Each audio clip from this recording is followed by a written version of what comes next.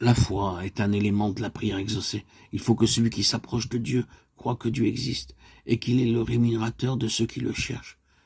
Jésus dit à ses disciples, « Tout ce que vous demanderez en priant, croyez que vous l'avez reçu, et vous le verrez s'accomplir. » Hébreux 11, 6, Marc 11, 24. Le prenez-vous au mot? L'assurance est large et sans restriction, et celui qui a fait la promesse est fidèle. Lorsque nous ne recevons pas immédiatement les choses demandées, croyons néanmoins que le Seigneur nous a entendus et qu'il nous exaucera. Nous sommes tellement sujets à l'erreur, notre vue est tellement bornée qu'il nous arrive parfois de demander des choses qui ne seraient pas bonnes.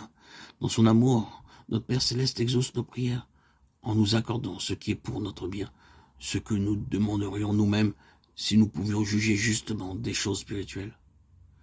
Si nos prières ne paraissent pas être entendues, cramponnons-nous à la promesse, car le temps de l'exaucement viendra certainement et nous recevrons alors la bénédiction dont nous avons le plus pressant besoin. Mais prétendre que les prières seront toujours exaucées de la manière dont nous l'entendons, c'est de la présomption. Dieu est trop sage pour se tromper et trop bon pour nous refuser ce qui est le meilleur pour nous. Ne craignez donc pas de mettre en lui votre confiance même quand vous ne voyez pas l'exaucement immédiat de vos prières. Reposez-vous sur cette promesse qui est ferme. Demandez, vous recevrez. Jean 16, 24. Si avant de croire, nous prenons conseil de nos doutes et de nos craintes, ou si nous voulons résoudre tous les points qui pourraient nous paraître obscurs, nos difficultés ne feront qu'augmenter.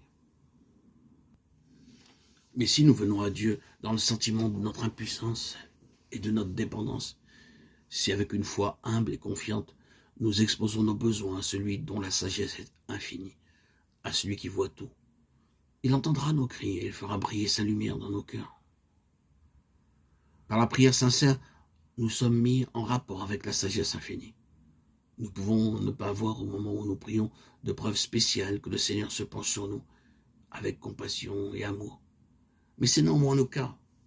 Nous pouvons ne pas sentir son attouchement, mais sa main est sur nous et cette main nous assure de son amour et de ses tendres compassions. Quand on s'approche du Seigneur pour lui demander grâce et assistance, il faut le faire dans des sentiments d'amour et le cœur disposé au pardon. Comment pouvons-nous dire « Pardonne-nous nos offenses » comme nous aussi nous pardonnons à ceux qui nous ont offensés, Matthieu 6, 12, si nous conservons des ressentiments dans notre cœur. Si nous voulons que nos prières soient exaucées, nous devons pardonner aux autres de la même manière et aussi pleinement que nous nous attendons à être pardonnés. La persévérance dans la prière est une autre condition de l'exaucement. Il faut prier sans cesse pour croître dans la foi. Persévérer dans la prière est-il écrit. Persévérer dans la prière, veillez-y avec action de grâce. Romains 12, 12, Colossiens 4, 2.